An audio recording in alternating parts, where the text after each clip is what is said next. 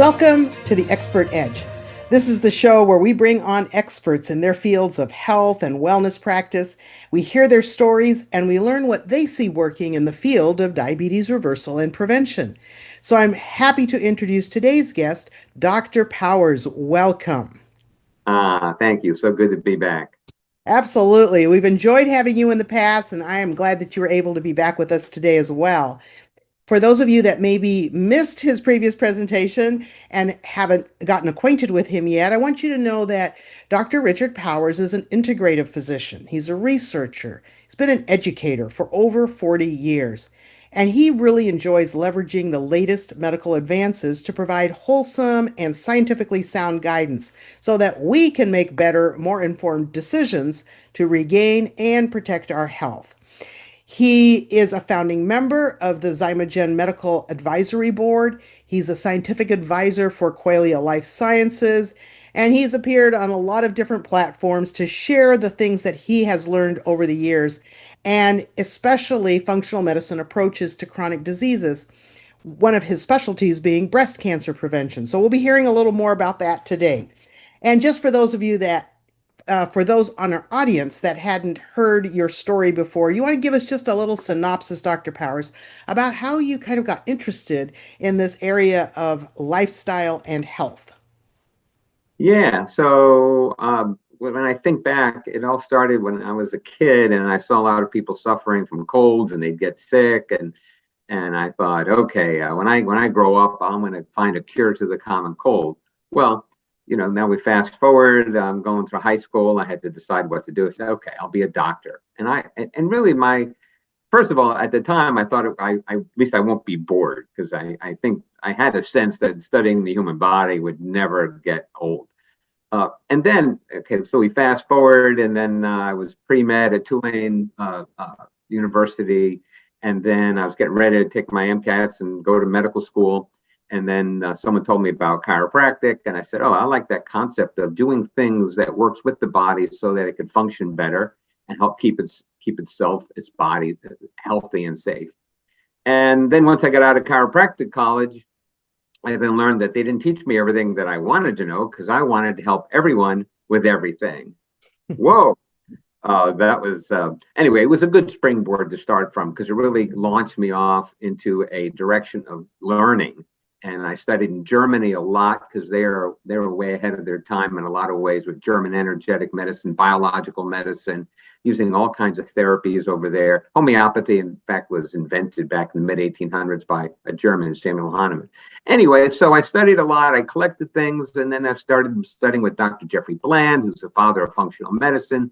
And it really started to expand my understanding of what really are the underlying causes of chronic degenerative disease. And that's what's taking 9 out of 10 lives still in this country. Diabetes, heart attacks, strokes, cancer, Alzheimer's, autoimmune disease.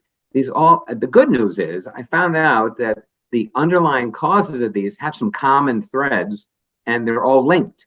And what we'll talk about today is also some of the important underlying things that contribute to those and link both to diabetes and breast cancer. So I've been spending now 45 years. Well, the last 15, 20 years, I figured out kind of how to put all this together in a way that made it easier to practice. Because people come in, they have symptoms all over the map. They're missing body parts. They're on medication. They've got a list of diagnoses, and it takes a little bit of figuring out. But there is a method to the madness. I figured out some of that. I've been teaching doctors and sharing my insights, just like I'm sharing today, because my goal is to take whatever I've learned that can help people get and stay well and share it with the world. I mean, that's where I'm at right now, and that's where we're here today. I really love your heart for service and how anxious you are that people be able to benefit from the things you have learned. So I'd like just to dive right in. Last time we were together, we talked a lot about food and its relationship to the development of chronic diseases and especially breast cancer. But today we're going to deal with a different subject. So tell us, what is this subject and why is it so important? Yeah, so sleep is what I want to talk about today. And first of all, there's a misunderstanding that a lot of people, I still think that when you sleep, you're just shutting everything down and letting the body rest. But the truth of the matter is there's a lot of healing and repairing that's going on. The immune system, the body is detoxifying, the brain is dumping waste products into the lymphatic system. There's so much that's happening that's critical so that when you wake up and you start moving, that your body is ready to go. And what we found is sleep has everything to do with the very underlying mechanisms that have to do with diabetes as well as breast cancer. So let's talk about some of those mechanisms.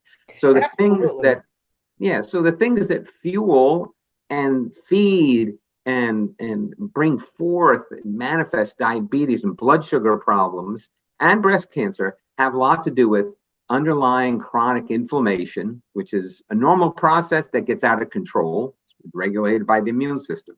Then there's toxic accumulation. We live in the most toxic environment.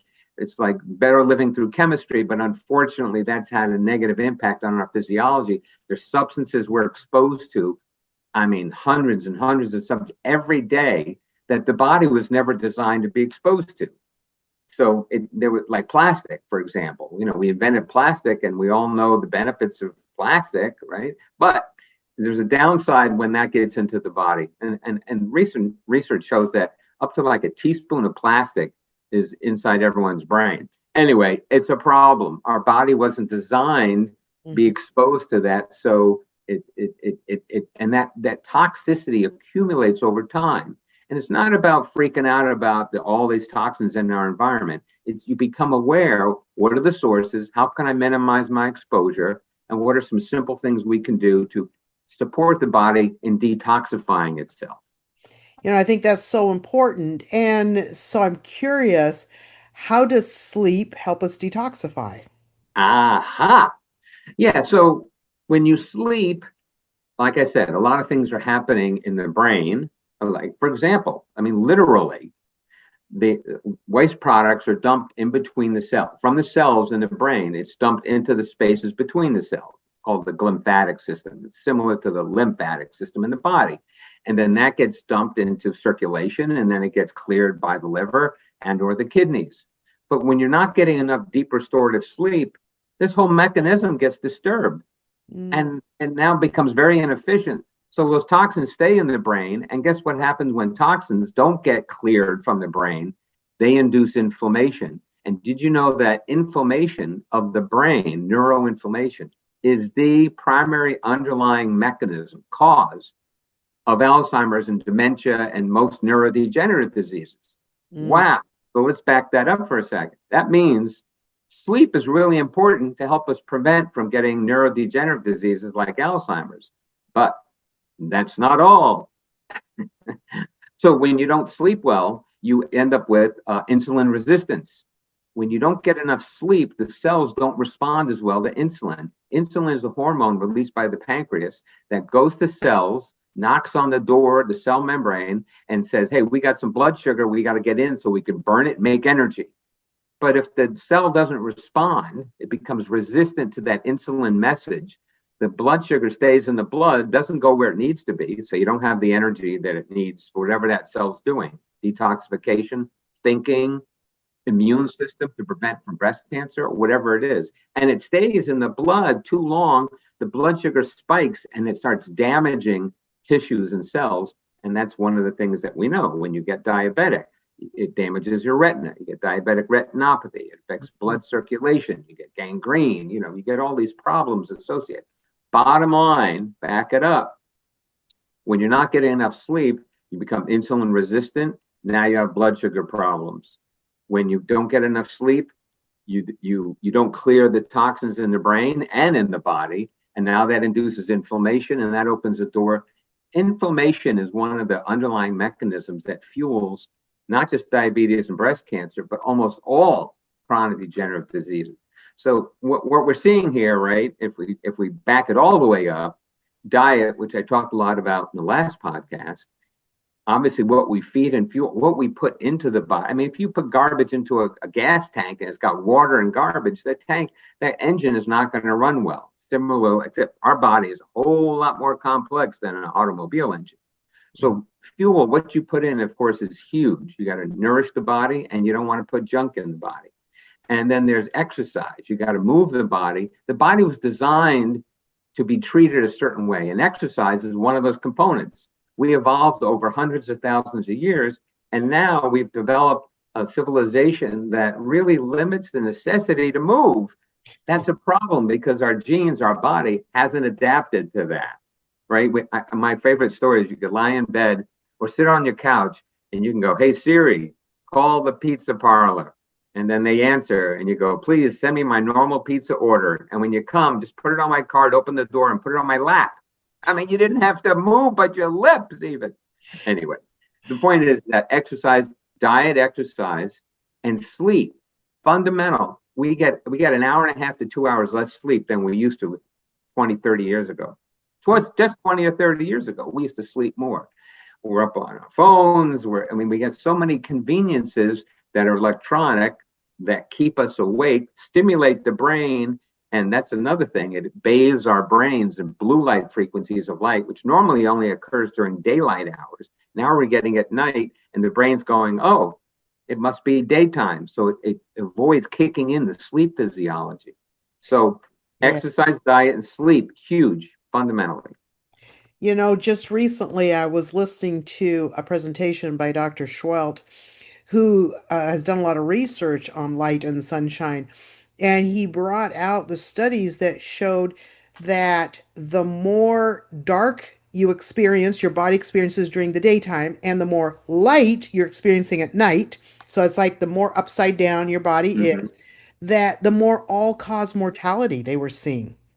And so Absolutely. that actually getting our bodies into the dark when it's dark outside and into the light when it's light outside is one of the most powerful things that we can do to help our immune system, to help us fight disease. How do you see sleep specifically dealing with the cancer progression in a person's body? So we talked about it pushing cancer development. Kind of what are some of those mechanisms? Is it just the blood sugar insulin resistance mechanism, or are there some other ones? Well, let me first kind of chime in on what you just shared. It's like sleep is driven largely, like how well you sleep. Body has an internal body clock. And when that clock says it's time to move into sleep physiology and get melatonin secreting and start shutting things down, get ready to detoxify and move into that whole different physiology. It's called sleep physiology. There's certain that the clock is biological. So it has to get some kind of cues that knows that it's time to move into sleep, secrete melatonin and all those wonderful things. And those cues, like you said, one of them is a light cue. So as the sun is going down, the frequencies of light get longer. And it goes into the brain, it exposes on the skin, and the body knows, oh, it's getting darker, it's getting nighttime, and we're getting ready for that. And then, of course, the opposite is true. In the middle of the daytime, you get blue light frequencies, short frequencies of light, that get exposed to the retina, the brain, and the skin, and it says it's daytime. But Mm. light is a big one, but it's not the only one. And then there's meal timing, right? So if you eat if you eat in the evening and late and snack late, that's telling the body, well, we must be awake. I mean, it's got to crank up digestion. So meal timing, you want to have regular meal timing and don't eat, you want to be at least 3 to 4 hours away from nighttime, bedtime, lights out. And then and the lighting cues are, again, going back to light, is huge because when we get on our computer, laptop, phone, tablet, TV, those are all blasting the brain with signals that keeps us awake, right? I did an experiment once. I said, if I'm not exposed to any electronic screen, tablet, TV, phone, right, computer, nothing, what happens? And for a week, I did that experiment. And what I found out is I start yawning at 8:15. Holy cow, right? When I'm watching a movie, I'm like this until 10:30 at night, right? Hmm. So there's the stimulation of these things, and then there's the light frequencies that tells the brain it's not time for bed. So there's light, meal timing. But getting back to your question, besides sleep affects the immune system, It affects the immune cell's ability to identify and destroy cancer cells. Sleep, when it's disrupted, like I said, upregulates inflammation. Inflammation is a process, again, that's normal and natural, but if it's constantly turned on and cranked up, now your immune system loses its ability to work correctly. And one of the things it does is identify and kill cancer cells. So now if you have too much inflammation, you lose some of that ability. Then there's hormones. When you're getting good quality sleep, I mean, think about it. When does hot flashes and night sweats occur? By definition, night sweats, right? Because sometimes if sleep is disturbed, it influences hormone balance. So when you're not getting good deep restorative sleep, and especially if your hormones are already not exactly balanced due to other reasons, right? Which toxicity is one of those. It's another conversation. Then now your hormones begin to swing and now you get hot flashes, right? Because you think about it, what are the things, let's fast forward to, what are the things that actually disturb sleep? So there's the lighting cues and the stimulation from electronic devices. And then there's symptoms, right? So if pain, which inflammation always makes pain more and worse, right? So now you're waking up, you're turning because of pain, not sleeping well. Hormones swing and you get hot flashes and night sweats, disturb sleep. Now, of course, there's things like your cat or dog's on the bed and they wake you up, or maybe you or your partner is snoring, right? And they're tossing and turning. So there's a lot of things. And if you think about it, I don't want people to come away from today and say, oh my God, sleep's really important. It's fundamental for all cause mortality, absolutely. Breast cancer, diabetes. But oh my God, there's so many things. It's complicated. I'm not going to be able to do it. This is what I've learned. So I've been coaching people. Once I figure out what to do, I got to translate that. We got to figure out how to make it easier to do the right thing. So don't let the things you can't do stop you from doing the things you can, right? So this is what I tell people. Learn what to do, right? So this is your learning again on these podcasts, these wonderful podcasts that you present and what we're going over today. And I'll summarize some of these sleep things at the end. So learn what to do, then do what you can. It's not about perfection. If you just add one or two healthier habits as a result of this podcast, that's a beautiful thing. In a week or two or three, you want to add one more, go back and review this, great. And it's about building little baby steps, or as one of my colleagues calls them, get lots of base hits. And that's how you get the runs. You don't usually get a lot of home runs. You get lots of little benefits that add up over time. Mm-hmm. So you learn what to do, you do what you can, and then you adjust as you must. Meaning, if you need more benefit, you're still not sleeping well, come back to this podcast or go to the link that I'll be sharing with you all here. I wrote a book, Foundations for Creating Optimal Health. I have a whole sleep section in there, summarizes all the tips there as well. My breast cancer prevention course, sleep is really important for the reasons I shared about its impact on the immune system and ability to identify and kill cancer cells. So in the breast cancer prevention course, it's all in there. But you just find a resource that you can trust, and then you learn what to do what you can, adjust as you must, and that's it. If you stress over the solutions to feel well, kind of counterproductive, wouldn't you say?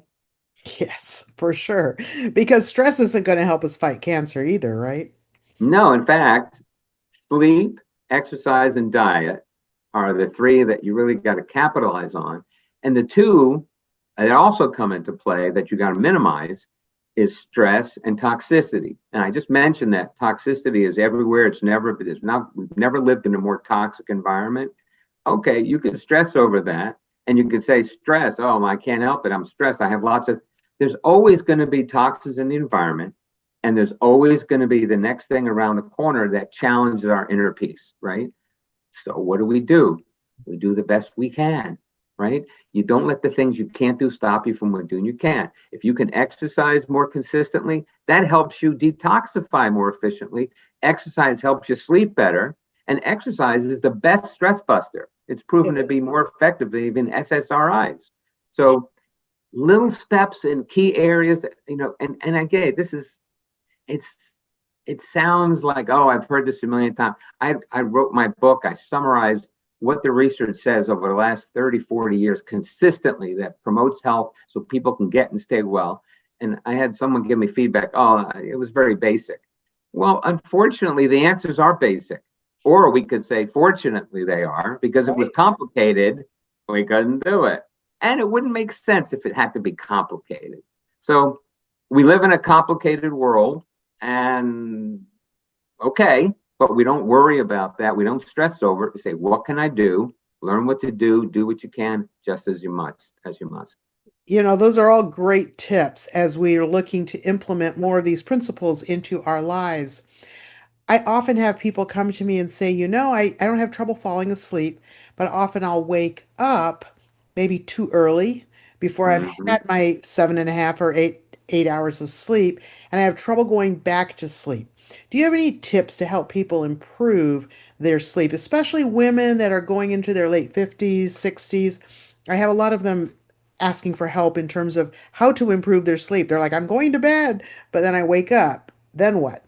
And they wake up because if you're perimenopausal or going through menopause, then those hormones are shifting. It's natural that they should shift, but when our body is out of balance, they swing abruptly. And then when estrogen drops abruptly, we feel the night sweats and the hot flashes, and you wake up and you can't sleep. So hormone balance is part of it. Again, the good news is the things that support hormone balance are the same things that support sleep. It's like because all the answers are connected and it's the same solutions that help with diabetes and avoiding breast cancer. So that's the good news. So, but you got to have a map that works. So let's talk about there's two kinds of sleep problems. You can't fall asleep Mhm, or or you wake up and you can't go fall back asleep. mhm. The solutions are similar, but not exactly the same. So to fall asleep, has, how you get and activate good sleep, good deep restorative sleep when you heal and repair and detoxify, reset your immune system, even reset your hormones. That starts from the moment you get up in the morning. You get up, you get out. Think caveman, cave woman, cave person. They get up, they're in a dark cave, and they go outside because what are they going to do? Sit in a cave? There's no TV. So they go out.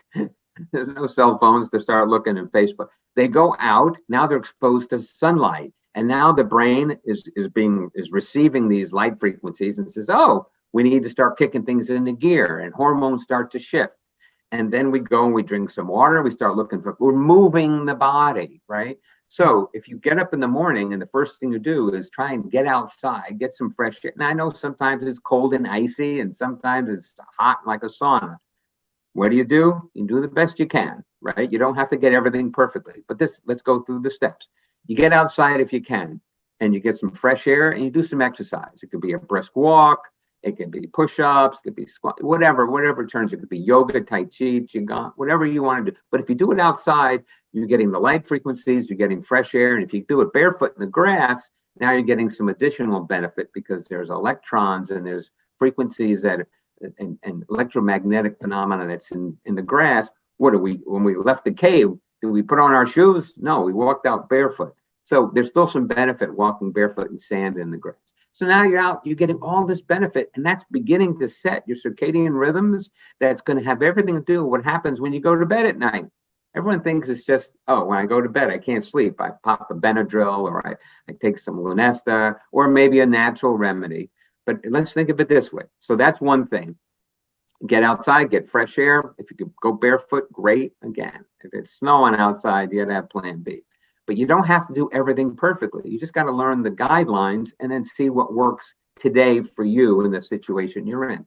Then there's meal timing. It's good to have a nice protein rich breakfast within a couple few hours of waking up. Doesn't have to be right away, but 8, 9, 10 o'clock, somewhere in that realm, you get a nice breakfast, get some good healthy proteins and healthy fats.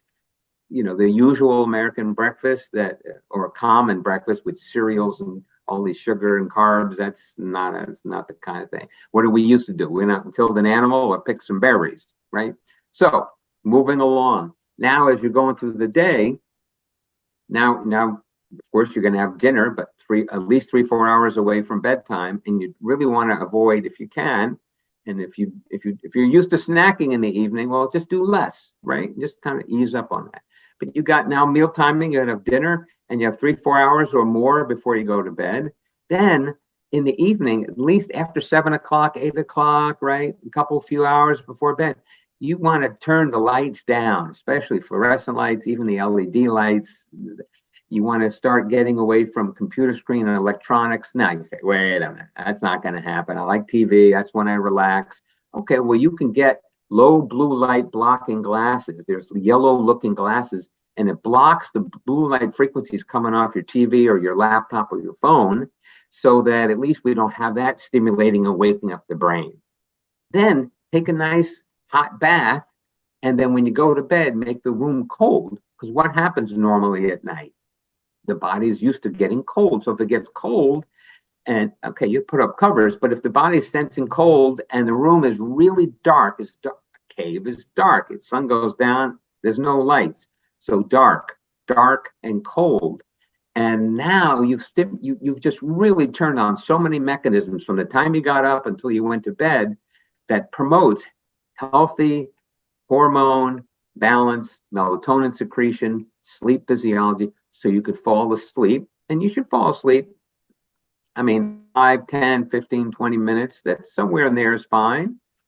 If it starts being 30 minutes and longer, maybe you went to bed too late. Maybe you just need to get out of bed and get a book and read something, right? You don't want to turn on that TV and get stimulated if possible, but do what you got to do. But anyway, then you're laying in bed, you fall asleep, and wake up. What do you do if you wake? Now, if you do all these things and you do them more consistently or slowly add them one at a time, you'll find that you'll be doing better with falling asleep and staying asleep. But there's a lot of things. A highly toxic body burden, which it's hard to avoid because, again, there's so many toxins in our environment, in our food, in our water, our air freshener. I mean, it's everywhere. You don't panic about it. You just learn. And again, in my book, in my course, I list how to reduce your exposure and how to gently promote your body's ability to detoxify. But if you happen, so there's lots of reasons why you might wake up that might disturb this whole sleep mechanism. These things I shared is a good start. But if you wake up, you can do some slow, deep paced breathing, just breathing in slowly to like count of 5 and then exhaling. There's things like, there's certain natural things that you can take. There's homeopathic remedies. You could take some tryptophan, which is a precursor to melatonin, serotonin and melatonin. You can take certain botanicals that help the brain go to sleep. And if you find that you keep waking up, maybe before you go to bed, you take some of these things, right? So inositol, GABA. There's a number of different formulas out there. And again, I mentioned them in my course and in my book. So those are some things that you can do. But if you don't take anything, the breathing, and if you don't fall back asleep, read a book. And don't read a thriller, Stephen King book, right? You know, but read something. Some people read the Bible. They read something that's inspirational, and until they get sleepy, and then they fall back asleep. But anything you can do, right? If you're a woman in your 50s, you're menopausal, and your hormones are swinging, and you got hot flashes. Okay, all these things that help set circadian rhythms. Guess what else they help set? Healthy, normal hormone balance. Remember, I said the solutions, they cover a lot of ground because they're fundamental. Just like if you're not breathing enough oxygen, right? For whatever reason, right? Just as an example, there's not enough oxygen in the room. What part of your physiology is going to be affected? All of it. So these are the things: sleep, exercise, diet, minimizing your toxic body burden, and managing stress. Again, when you get good sleep and you're exercising, first of all, exercise helps you sleep. Getting sleep helps you feel like you can exercise the next day. And both exercise and sleep are the biggest stress busters. And by the way, when you sleep well, the better you sleep, the less likely you're going to crave carbs and sugar. It makes it easier to eat right. So this sleep is a big deal. It covers lots of different areas, including breast cancer prevention, all cancer prevention, most chronic diseases, and definitely diabetes. I think those are some really great tips to help us improve our sleep. And I know that you have a resource around sleep that you want to share with our listeners today. You want to tell them a little bit about it? Yeah, so and I've mentioned it a couple times here. So what happened was is I would, as I did the research and I saw what was consistently showing up that helped someone get well or stay well. And then, of course, I learned that, oh, sleep, exercise, and diet are huge. So I kept looking, what does the research consistently say? And that's the benefit of me being in practice for decades, is I keep looking at the research, and whatever keeps coming up, pointing in the same direction. I say, that's probably something that's accurate. Mhm. Right. So then I'd make a document up and I'd say, okay, here's some of the most fundamental important diet guidelines that I can share. And I'd share them with my patients. And I did the same thing with sleep. I did with exercise and minimizing the toxicity in the body and how to deal with stress. And then I said, you know what? Maybe I'll put these in a book. I thought I would just kind of put all those documents into one PDF. But anyway, I then spent a year working on and developing that and making it really very accessible. So I made a digital version and I made a print version, a hard copy that you can get on Amazon called Foundations for Creating Optimal Health. Makes sense. They're right there. It doesn't get into a whole lot of explanation. It's just giving you the cheat sheet, the answers. It's like, this is what the research shows. And then a lot of that, when I did my 18-month dive into breast cancer prevention, that all started because I knew that mammography was not working very well it wasn't turned out to be it wasn't a very good tool for screening. That's what the research showed. So I found other screening tools. And then in the process of researching, there was so much information on diet, exercise, and sleep, and certain supplements that's shown in the research, reduces breast cancer risks. Okay. And so I took all of this research and I put it in a course, an online course. It's practical, it's simple, it serves up in like little 15-minute little lessons with a little summary, anything you got to remember. I put in a little cheat sheet. For example, one of the things that's important is to do a breast self-exam, maybe once a month. So exactly how to do that correctly. One little cheat sheet, how to monitor your breast health, which tests to do, and then sleep, exercise, and diet. These things that I'm going over, here it is again. What I found in breast cancer research and prevention is that the very things that have been shown to help prevent breast cancer, it's like, wait a minute, this is the same list that helps prevent diabetes and other types of cancer. Oh, and Alzheimer's and heart attacks and strokes. So again, we're going full circle here today. The simplicity Mhm. and the fundamental basis of how to get and stay well. The good news, it all has the same roots. And what do? You learn what to do. You do what you can. You adjust as you must. And again, I summarize these, whether you're interested in pursuing it through breast cancer prevention or through my foundations for creating optimal health. What I'm trying to do is make it easy for people to do the right thing, make it easier to make more wholesome, truly predictably healthy decisions. And that's why I created these resources. I love that. And we'll be putting links to those resources in the description right below wherever you're watching this video. So you can Cool. look down there and easily access these resources that Dr. Powers is generously sharing with us today. And I just want to say thank you so much for being here with us, Dr. Powers. Always enjoy our time together. And as you listen, remember that health is wealth and it comes by choice, not by chance. Perfect. Wonderful day. Thank you, dear.